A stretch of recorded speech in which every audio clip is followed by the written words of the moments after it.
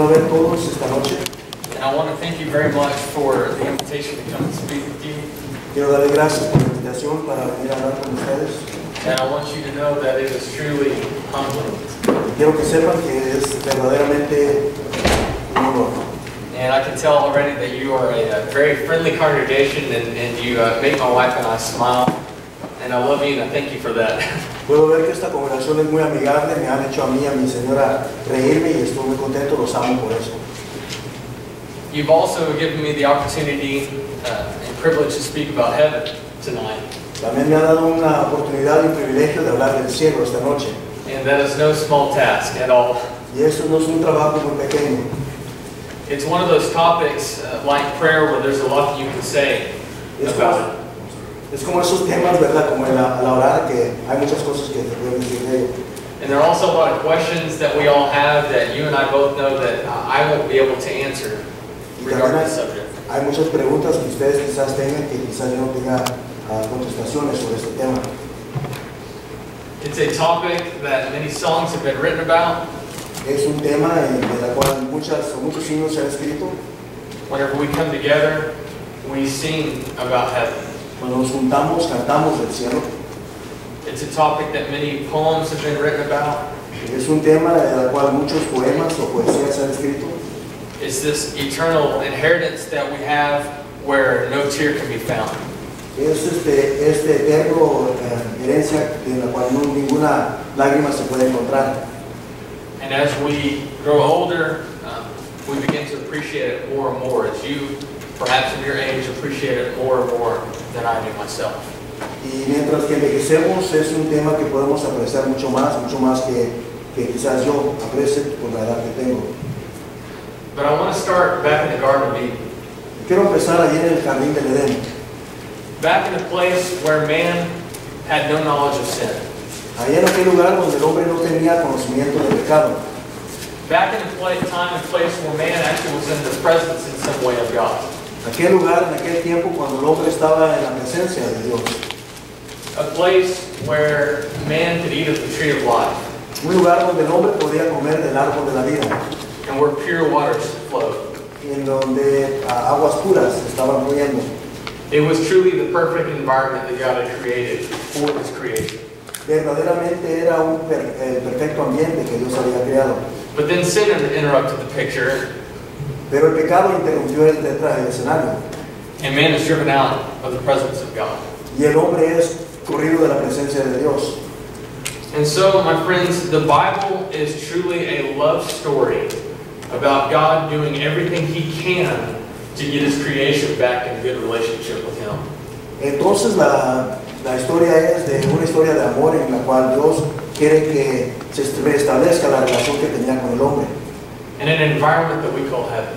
Un ambiente que llamamos cielo.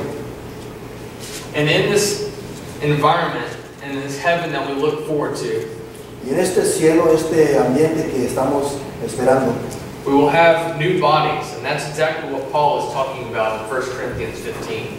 Vamos a tener en este lugar cuerpos nuevos, en la cual Pablo habla en 1 Corintios 15. He talks about how we all have different shells, and at one point we will put on a spiritual body. Él habla en la cual todos tenemos diferentes let me look at that real quick to see the word. 1 Corinthians 15:44. 1 Corintios 15:44, vamos a tener diferentes cuerpos, cada uno vamos a tener un cuerpo diferente. I'd like to read part from 1 Corinthians 15:50 through 55. Vamos a leer 1 Corintios 15, 50 al 55. I tell you this, brothers. Flesh and blood cannot inherit the kingdom of God, nor does the perishable inherit the imperishable. Behold, I tell you a mystery. We shall not all sleep, but we shall all be changed in a moment, in the twinkling of an eye, at the last trumpet. For the trumpet will sound, and the dead will be raised imperishable, and we shall be changed. For this perishable body must put on the imperishable, and this mortal body must put on the immortality. When the perishable puts on the imperishable, and the mortal puts on the immortality, then shall come to pass the saying that is written, death is swallowed up in victory. O death, where's your victory? O death, where's your sting? Versículo 50 dice, pero esto digo, hermanos, que la carne y la sangre no pueden heredar el reino de Dios, ni la corrupción heredar la incorrupción. Aquí os digo un misterio. No todos olvidemos, pero todos seremos transformados. En un momento, en un abrir y cerrar de ojos, a la final trompeta, porque se tocará la trompeta y los muertos serán resucitados incorruptibles y nosotros seremos transformados, porque es necesario que esto corruptible se vista de incorrupción y esto mortal se vista de inmortalidad. Y cuando esto corruptible se haya vestido de incorrupción y esto mortal se haya vestido de inmortalidad, entonces se cumplirá la palabra que está escrita. Sorbida es la muerte en victoria. ¿Dónde está, oh muerte, tu aguijón? ¿Dónde, oh sepulcro, tu victoria? We will have a truly spiritual body. Tendremos verdaderamente un cuerpo espiritual. When Christ returns at a time that we do not know, as Paul said, in the twinkling of an eye, we will be changed. Cuando regrese el Señor, como dijo Pablo ahí, en un momento, en un abrir de cerrar de ojos. And I believe with all confidence that we will know each other.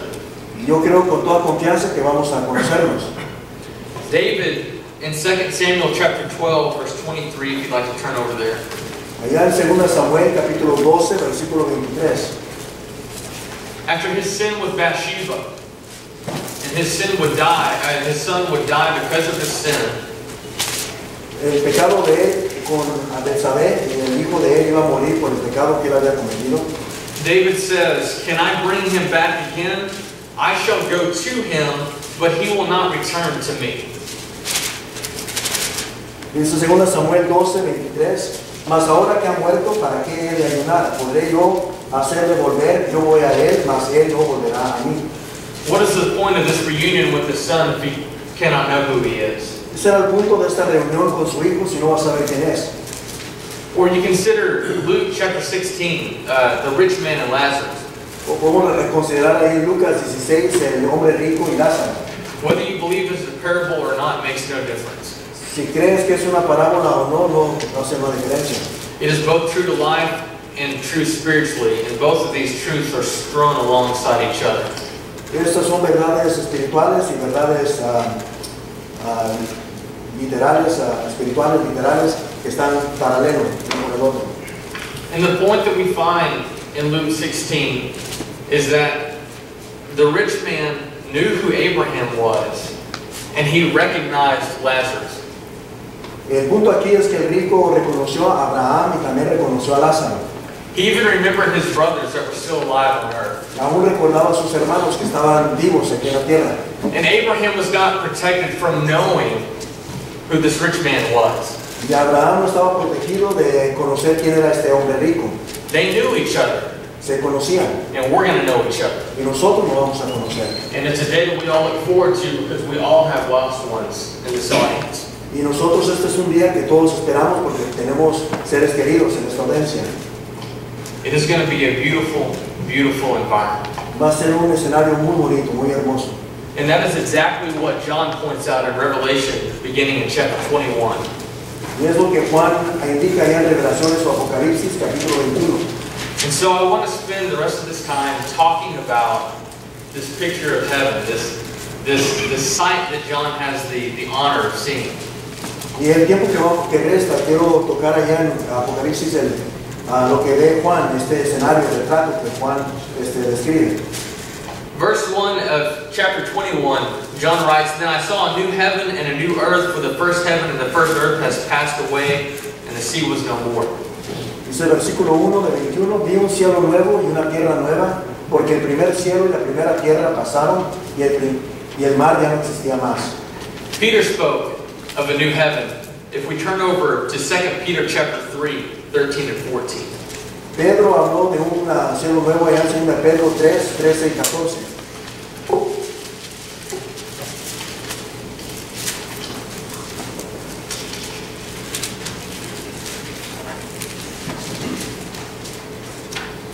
But according to his promise, we are waiting for a new heaven and a new earth in which righteousness dwells.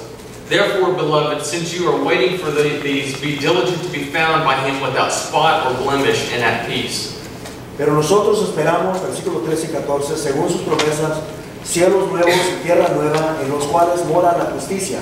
Por lo cual, oh amados, estando en espera de estas cosas, procurad con diligencia ser hallados por Él sin mancha e irreprensibles en paz.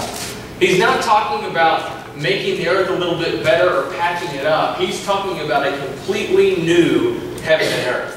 Él no está hablando de un cielo mejor o componer o enmendar un cielo en la tierra, sino está hablando de completamente una tierra nueva.